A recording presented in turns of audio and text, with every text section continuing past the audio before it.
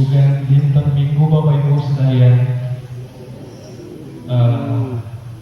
Sebelum saya akan membacakan firman Tuhan, alangkah indahnya saya memperkenalkan diri saya. Nama saya Maden Letaria Manurung. Saya dari Fakultas Teologi UKSW Universitas Kristen Satya Wacana. Saya asli orang Batak, dan di kesempatan pada sore hari ini saya pertama sekali memimpin ibadah pada gereja Kristen Jawa. Makanya tadi ada beberapa saya minta maaf. Mungkin itu perkenalan singkat saya, karena ada pepatah yang mengatakan tak kenal maka tak sayang akan ditinggalkan. Mungkin itu saja. Kita masuk ke tema ibadah kita, itu hidup tabah dan berbuah. Bacaannya dari Markus 4 ayat 26 sampai 34. Mungkin saya bisa bacakannya Bapak Ibu.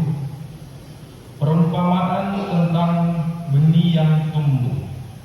Lalu kata Yesus, beginilah hal kerajaan Allah itu. Seumpama orang yang menaburkan benih di tanah, lalu pada malam hari ia tidur dan pada siang hari ia bangun, dan benih itu mengeluarkan tunas, dan tunas itu makin tinggi. Bagaimana terjadinya itu tidak diketahui orang itu. Bumi dengan sendirinya mengeluarkan buah, mula-mula tangkainya, lalu bulirnya, kemudian bulir-bulir yang penuh isi dengan bulir itu. Apabila buah itu sudah cukup masak, orang itu segera menyiapkan, sebab musim menuai sudah tiba. Katanya lagi, dengan apa hendaknya kita membandingkan kerajaan Allah itu, atau dengan perumpamaan manakah hendaknya kita menggambarkannya? Hal kerajaan itu seumpama biji sesali yang ditaburkan di tanah. Memang biji itu paling kecil daripada segala jenis biji yang ada di bumi. Tetapi apabila ia ditaburkan, ia tumbuh dan menjadi lebih besar daripada segala sayuran yang lain, yang mengeluarkan cabang-cabang yang besar, sehingga burung-burung di udara dapat bernaung bersarang dalam naungannya. Dalam banyak hal perumpamaan yang semacam itu, ia memberitakan firman kepada mereka sesuai dengan pengertian mereka. Dan tanpa perumpamaan, ia tidak berkata-kata kepada mereka, tetapi kepada murid-muridnya ia menguraikan segala sesuatu secara tersendiri. Oke Bapak Ibu, ke akhir-akhir ini Bapak Ibu, saya sering sekali membuka TikTok, atau mungkin pada saat ini Bapak Ibu atau teman-teman remaja yang ada di tempat ibadah ini tidak mungkin bisa sering melihatlah. Jadi beberapa hari yang lewat saya melihat ada suatu postingan di TikTok yang seorang anak ini, dia seorang anak gadis yang mempunyai kekurangan. Dia mempunyai kekurangan dalam penglihatannya. Tapi di balik kekurangannya dia itu, dia masih punya semangat. Dia masih punya motivasi hidup. Artinya apa? Ini kembali kepada kita Bapak Ibu.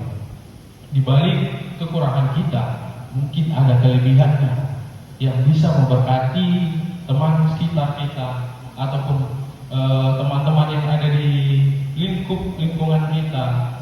Jadi si anak gadis ini bernama Gracia Epipania.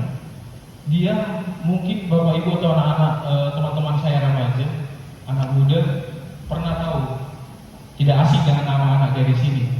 Dia sudah banyak menciptakan lagu dan ia terus bernyanyi untuk menghibur orang-orang. Gracia menunjukkan kepada kita contoh nyata tentang apa artinya hidup tabah dan berbuah seperti tema kita pada minggu ini. Dia tidak hanya bertahan di dalam kesulitannya, tetapi ia berjuang melawan rintangan yang ada demi mencapai tujuannya itu. Bapak Ibu yang dikasihi oleh Tuhan, dari keempat Injil, Injil Markus merupakan kisah yang paling singkat atau permulaan Injil tentang Yesus. Dengan surat bulat di gereja yang mula-mula memberikan kesaksian bahwa Yohanes Markus adalah penulis Injil ini. Dan sebagian besar sarjana atau menetapkan tanggal yang ditulis ini sekitar pada tahun 50 sampai 60 Masehi. Dan di dalam Injil Markus ini banyak sekali perumpamaan. Contohnya pada ayat Markus 4 ayat 26 sampai 34 ada dua perumpamaan dalam itu yang disampaikan Bapak Ibu. Bapak Ibu dan saudara yang saya kasihi, terkadang manusia mempunyai kecenderungan alamiah. Kecenderungan alamiah itu adalah seperti mengabaikan hal-hal kecil. Contohnya pada mungkin kehidupan kita sehari-hari, kadang kita menganggap hal kecil itu adalah hal yang sepele. Bahkan tanpa kita sadari, ketika hal besar itu terjadi, itu karena dimulai dari hal-hal kecil, Bapak Ibu. Jadi masih ada kecenderungan kita ataupun anak-anak remaja, teman-teman sekalian di sini yang masih pemuda, yang sama dengan saya dan saya pun mengakui akan hal itu. Terkadang kita masih mengabaikan hal-hal yang kecil yang sudah ada di genggaman tangan kita. Jadi dari pelayanan yang kecil akan menjadi yang besar dan berdampak jika kita setia dan memelihara benih. Dan biji sesawi yang kecil itu akan tumbuh besar, bahkan menjadi pohon yang besar yang bisa kita pelihara dan kita jaga, bahkan hidup tumbuh dalam kehidupan kita masing-masing. Mungkin saya ada video pendek tentang siklus pohon, pertumbuhan pohon itu. Saya bisa boleh Bapak.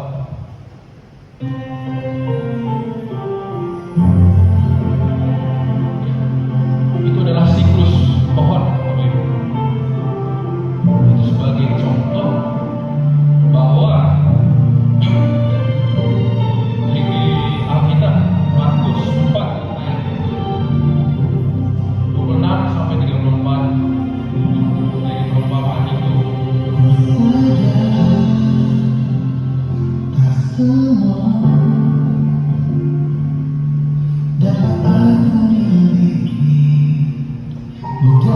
Seperti dikatakan di perumpamaan tentang benih yang tumbuh. Lalu kata Yesus, beginilah hal kerajaan Allah itu. Seumpama orang yang menaburkan benih di tanah, lalu pada malam hari ia tidur, dan siang hari ia bangun, dan benih itu mengeluarkan tunas, dan tunas itu makin tinggi.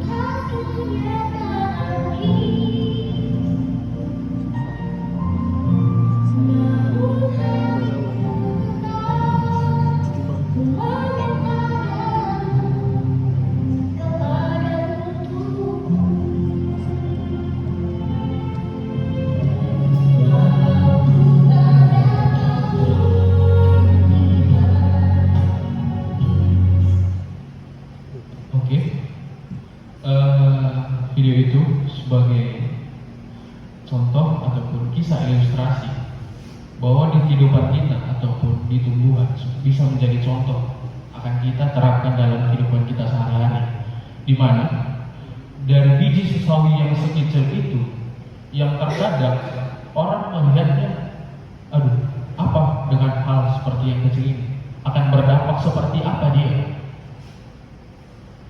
Tanpa kita sadari, ketika kita mungkin orang tua saya ataupun teman-teman atau bapak ibu yang di sini belajar dari tumbuhan yang kita tahu tertanam di depan rumah ataupun di ladang kita, memang dia di awalnya dari kecil, tetapi ketika kita memeliharanya, kita merawatnya, kita menjaganya, itu sebagai berdampak besar ke depannya untuk kita, bahkan untuk orang-orang yang di sekitar kita yang tanpa kita sadari mereka membutuhkan kita.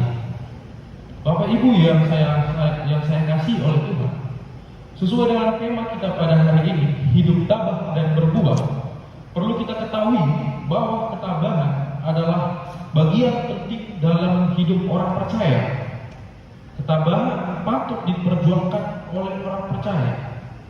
Sama seperti cerita yang sudah saya sampaikan di awal tadi, bahwa Mesia itu dari segala kekurangan yang ia punya, dia tidak menyerah akan keadaan itu. Justru dari kekurangan yang ia punya, ia bisa memberkati orang yang banyak yang ada di sekitarnya.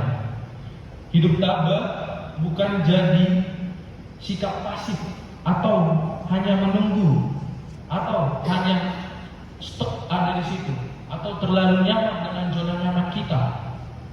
Tapi dengan hal itu kita harus lebih sifat aktif. Ini merupakan sifat aktif adalah siap maju, berjuang untuk kebenaran serta keyakinan. Ketabahan adalah hasil ujian atas iman. Dalam hal iman, sikap menyerahkan atau mempercayakan diri kita kepada Allah sehingga kita memperoleh kekuatan yang teguh. Kristus yang telah tabah dan tekun menjalani penderitaan dan kematian itu menjadi pengharapan orang Kristiani. Kita dapat hidup dalam ketabahan dan ketekunan itu karena ketabahan Kristus yang menjadi model atau sebagai modal perjuangan kita, Bapak Ibu. Dari ayat 2 perumpamaan ini, saya beberapa mengambil poin utama. Mungkin dari perumpamaan tentang benih yang tumbuh sendiri itu di Markus 4 ayat 26 sampai 29, itu ada 2 poin yang saya ambil, yang bisa saya terapkan ataupun saya bagikan ke Bapak Ibu, teman-teman saudara yang di sini. Yang pertama, konsisten dalam doa dan firman. Artinya berinvestasi secara teratur dalam hubungan dengan Tuhan melalui doa dan membaca firman-Nya, meskipun hasilnya terkadang tidak langsung terlihat ataupun langsung terlihat di depan mata kita. Itu perlahan. Karena apa? Segala sesuatu yang cepat ataupun yang langsung terjadi itu mungkin bukan ketidaksengajaan, Bapak Ibu. Jadi poin yang kedua ada sabar dan kepercayaan. Artinya di sini menghormati waktu yang dibutuhkan untuk pertumbuhan rohani tanpa mencoba mempercepat atau memaksa proses tersebut. Artinya ketika ada kita ingin mendapatkan hal sesuatu itu, mungkin terkadang kita sulit untuk menggapainya ataupun di depan kita terlalu banyak rintangan akan hal itu. Artinya jangan memaksa sesuatu yang sebenarnya kita harus menghargai prosesnya, karena dari awal itu ada 3 tahap: awal, proses, hingga akhir. Jadi Bapak Ibu, kita harus belajar menghargai waktu atau menghargai itu proses. Yang kedua, tentang perumpamaan biji sesawi itu di Markus 4 ayat 30 sampai 34, Bapak Ibu. Perumpamaan ini merupakan gambaran bahwa kerajaan Allah yang tumbuh dari yang kecil menjadi besar. Meskipun dimulai dengan hal yang sederhana, tersembunyi, tapi kita bisa mengaplikasikannya dalam kehidupan kita sehari-hari. Saya mengambil 3 poin di dalam perumpamaan yang kedua ini, yaitu menghargai proses kecil, mengenali bahwa setiap langkah kecil yang kita ambil dalam iman dan pelayanan memiliki potensi besar untuk mempengaruhi orang lain dan membawa kemuliaan bagi Allah. Yang kedua, itu ada tidak menilai dari luar. Artinya, tidak mengukur nilai atau dampak berdasarkan penampilan luar ataupun popularitasnya, tetapi memperhatikan nilai dalam hal-hal yang kecil yang dilakukan dengan cinta dan kesetiaan kepada Tuhan. Dan poin yang terakhir dari perumpamaan yang kedua yang saya ambil adalah kesederhanaan dalam pelayanan. Artinya melayani tanpa memikirkan penghargaan ataupun pengakuan manusia, tetapi itu hanya untuk kemuliaan Allah semata. Dengan menerapkan prinsip-prinsip ini dalam kehidupan kita sehari-hari, Bapak Ibu, kita dapat menghargai bahwa setiap tindakan kecil yang dilakukan oleh iman dan cinta kepada Tuhan itu memiliki potensi yang besar dalam menghasilkan buah rohani dalam bertumbuh dalam hidup kita, bahkan orang lain. Jadi Bapak Ibu, dari ayat Alkitab ataupun tema kita pada hari ini, hidup, tabah, dan berbuah, artinya ada dua poin yang sangat utama ketika kita bisa memahami dengan tema ini. Artinya hidup, tabah, dan berbuah, artinya itu sejalan. Hidup kita tabah, apa yang sudah kita hadapi dalam kehidupan kita sehari-hari, maupun suka maupun duka dalam itu, ditabah itu, arti tabah di situ belajar menghadapi keadaan. Dan kita sudah menghadapi keadaan dari duka dan cita yang apa yang kita hadapi, itu akan berbuah dalam kehidupan kita sehari-hari. Mungkin itu poin utama dalam kehidupan kita yang bisa kita ambil dan kita maknai dalam kehidupan kita sehari-hari, bisa kita maknai dan kita bisa mengaplikasikannya dalam kehidupan kita sehari-hari. Terima kasih Bapak Ibu.